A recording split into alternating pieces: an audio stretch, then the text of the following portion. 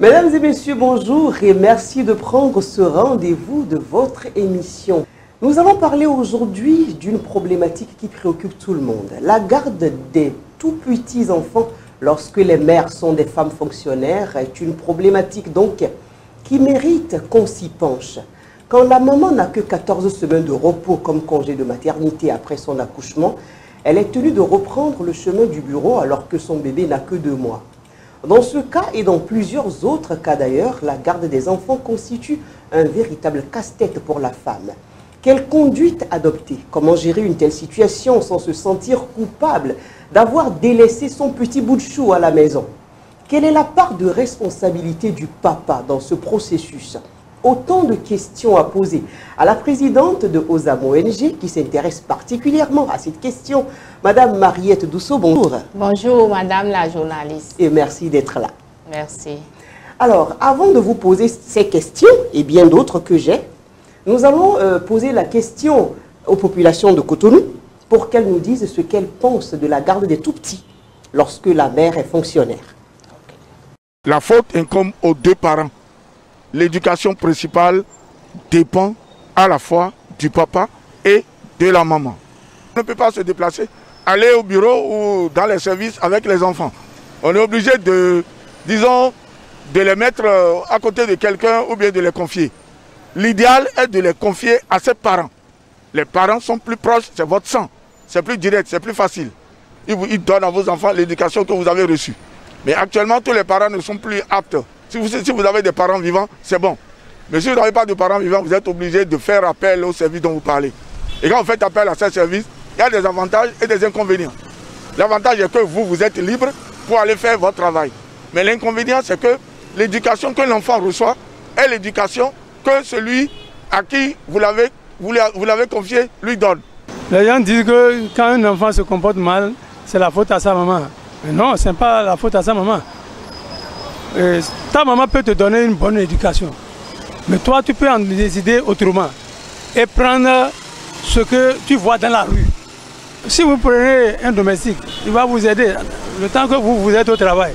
Mais vous avez d'autres préoccupations. Vous n'avez pas le temps.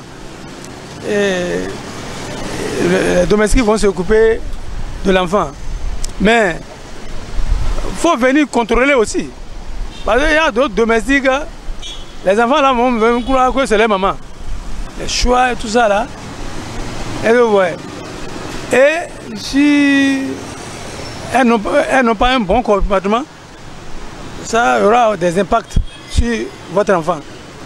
Mais c'est à vous de tester toujours. Il y a des contrôles inopinés.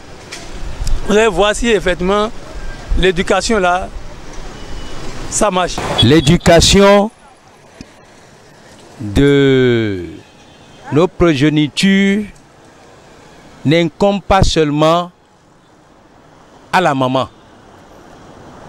Quand on dit il y a la mère et le père, les deux vont de pair. Mais pourquoi les gens insultent les mamans directement?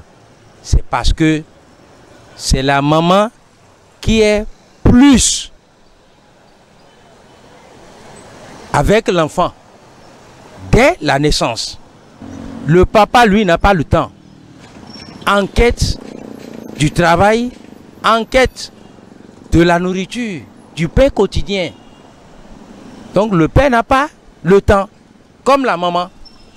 Mais le père, quoi qu'on dise, a son dernier mot. Voilà, Madame Douceau, ils ont dit beaucoup de choses intéressantes. Hein. Ils ont compris. Alors dites-nous, les mamans sont obligées de confier leurs enfants à des tierces personnes. Vous avez suivi. Déjà, qu'est-ce que vous pensez de ce que les auditeurs ont dit, les téléspectateurs? Ok.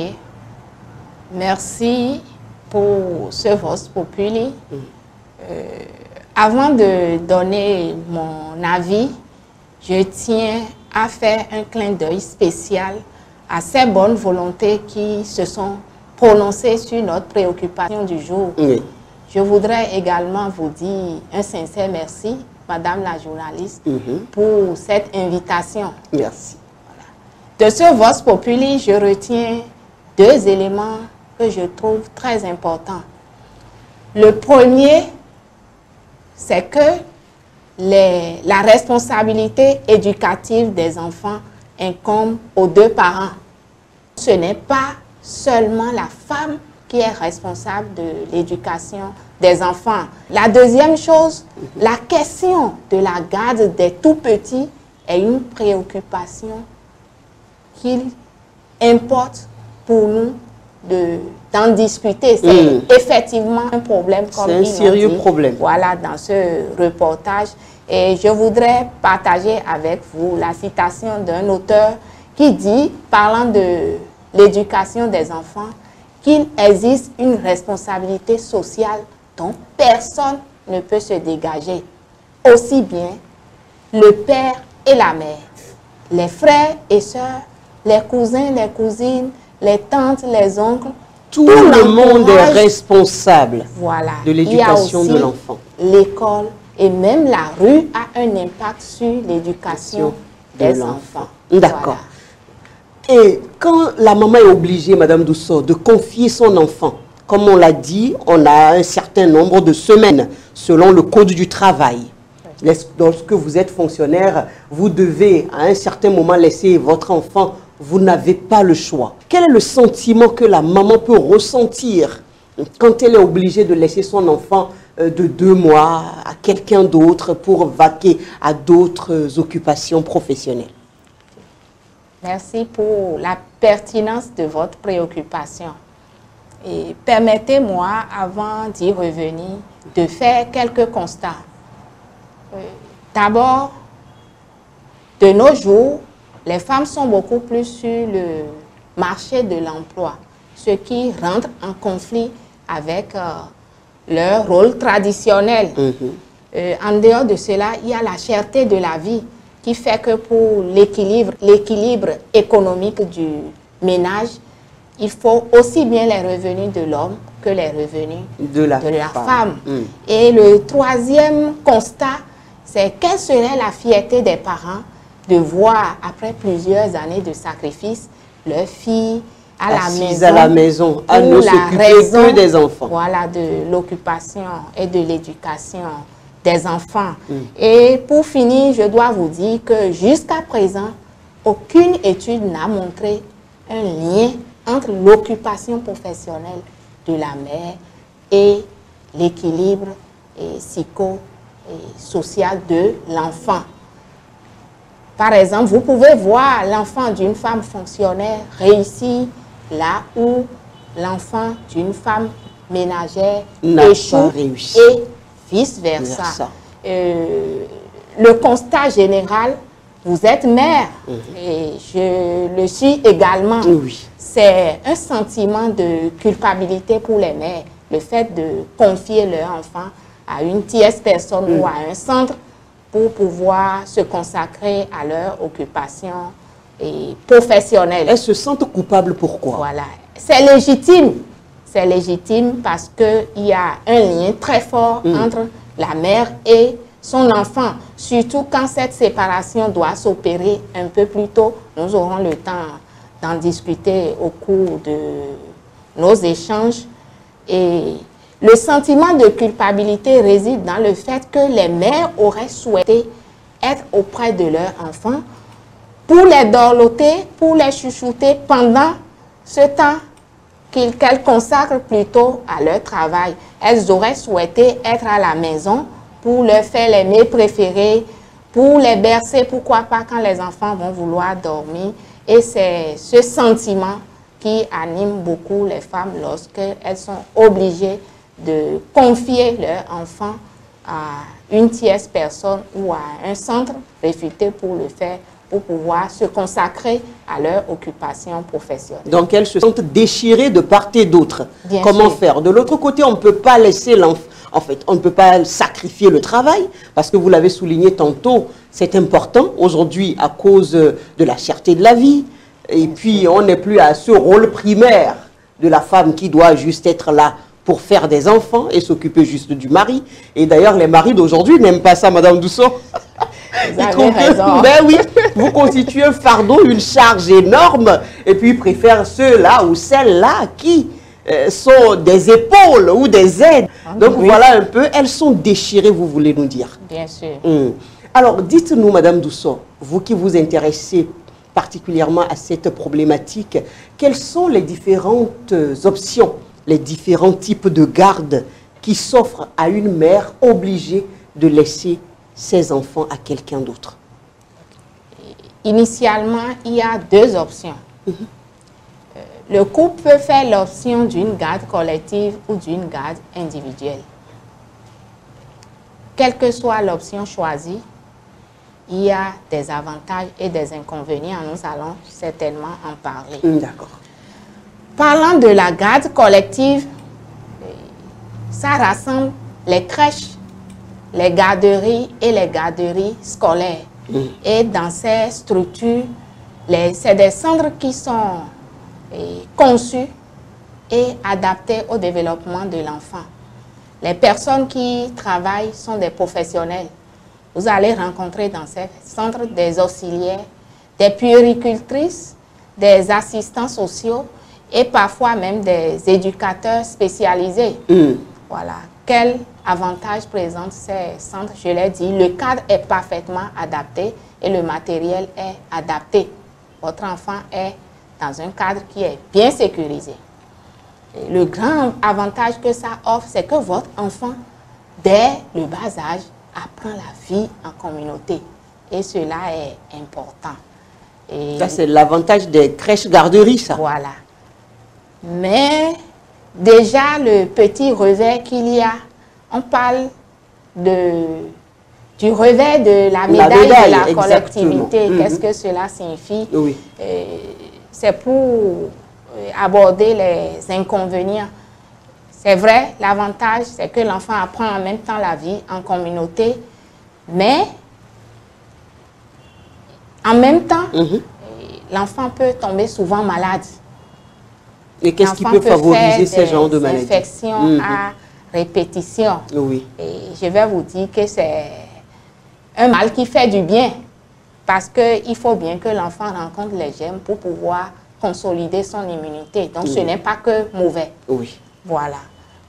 L'autre difficulté par rapport à cette option de garde collective, c'est que les heures sont fixes.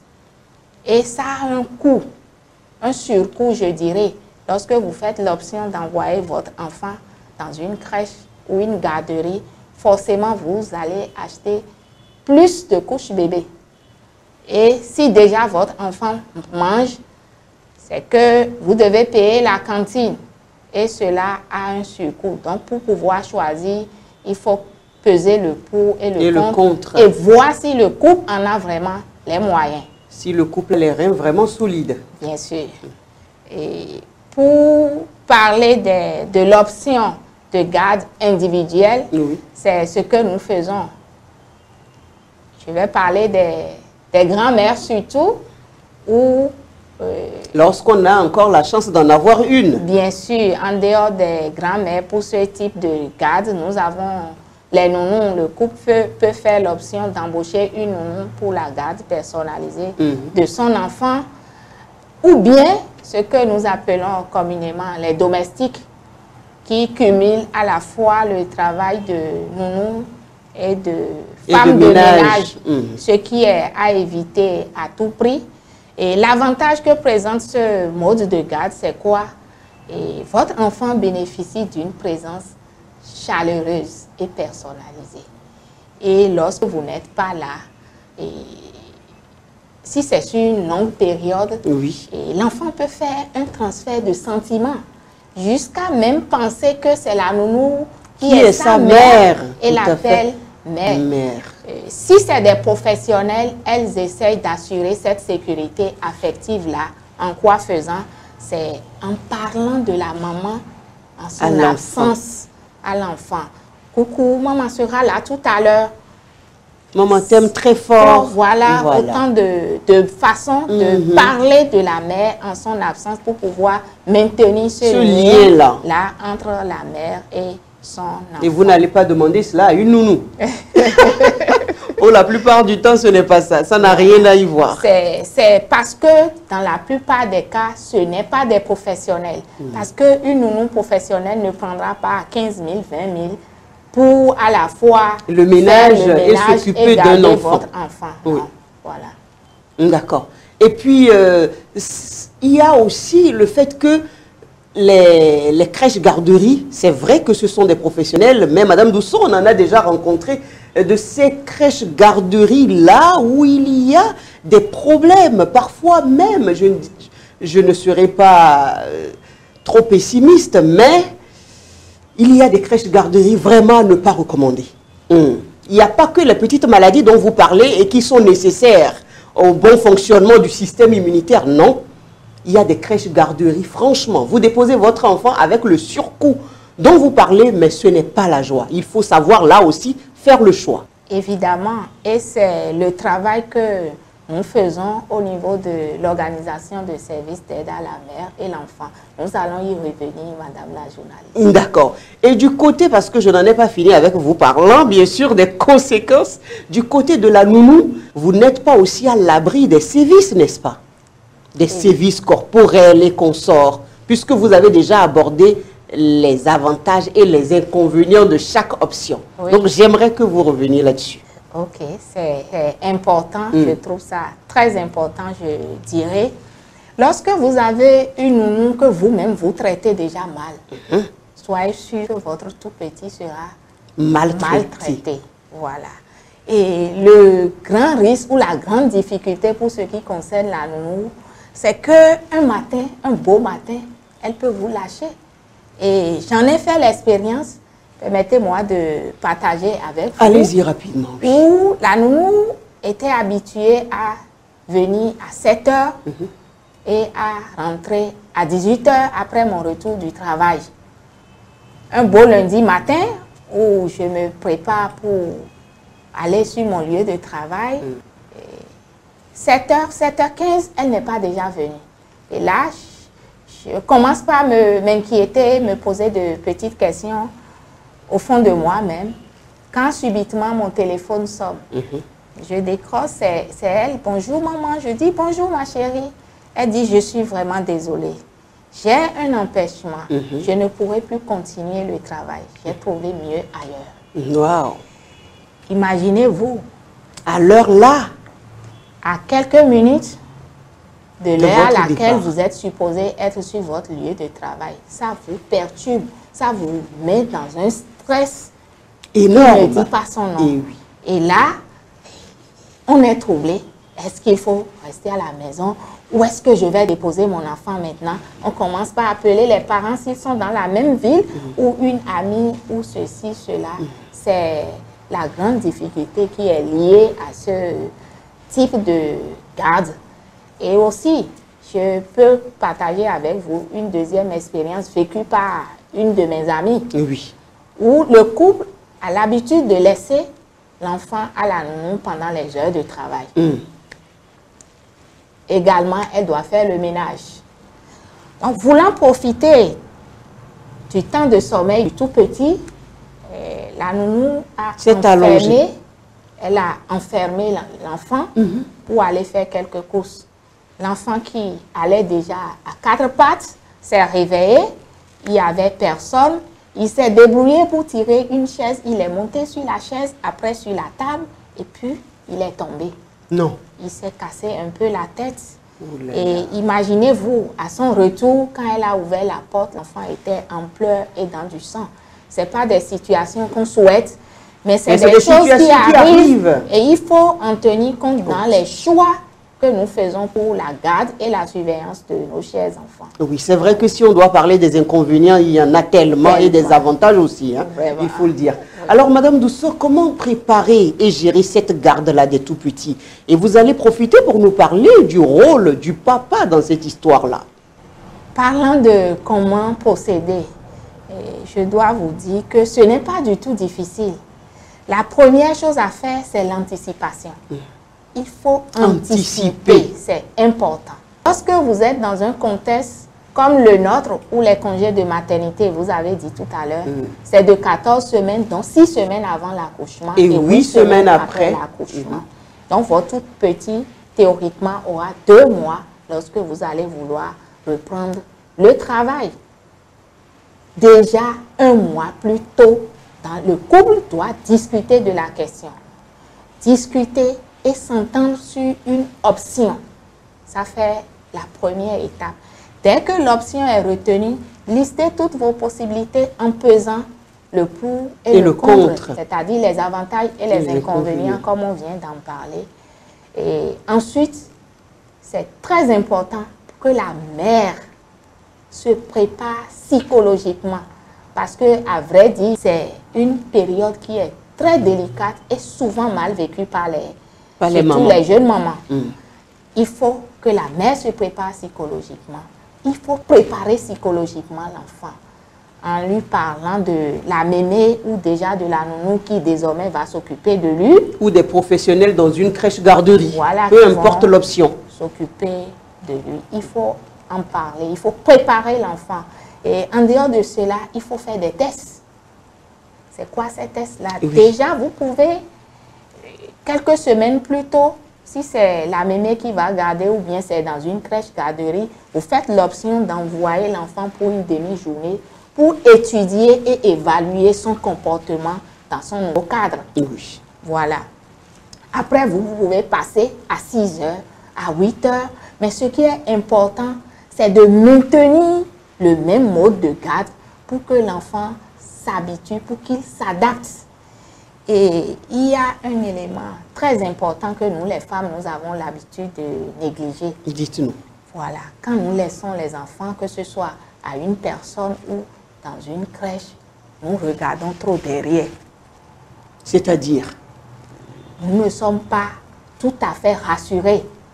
Et ça agit sur l'enfant.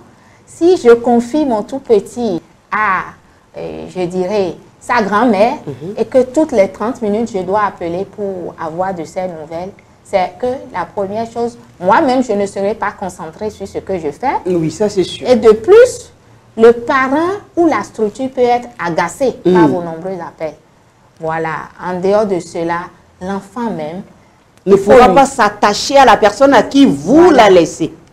Donc, vous le laissez. On doit faire confiance à l'enfant et compter sur lui qu'il est. C'est sûr, on s'assure que l'enfant peut s'adapter. On doit lui faire confiance. Et si c'est un bébé de 2 mois, vous pensez, Madame Douceau, qu'il faut lui faire confiance, que l'enfant puisse s'adapter? Oui, parce que dans tous les cas, vous ne pouvez pas l'amener sur votre lieu de travail. Donc, il faut faire avec ce que l'on a. Mais tout en prenant les dispositions pour sa sécurité et son bien-être, bien sûr. D'accord. Et je sais que ça vous préoccupe, les difficultés que les mamans rencontrent dans de telles situations. Parlez-nous-en rapidement. Les difficultés, nous avons déjà abordé quelques-unes tout à l'heure. Et la première difficulté, c'est que les mères fonctionnaires qui ont des enfants en bas âge n'ont vraiment pas du temps pour consacrer à leur progéniture. Et pour compenser cela, qu'est-ce qu'elles font? Elles répondent à tout ce qui est besoin matériel pour l'enfant. C'est des enfants qui, la plupart du temps, ne manquent de rien. Voilà. La seconde difficulté, c'est que les modes de fonctionnement de ces crèches-garderies ne correspondent pas, ne sont pas adaptés, je dirais, au fonctionnement des mères qui ont des enfants en bas âge.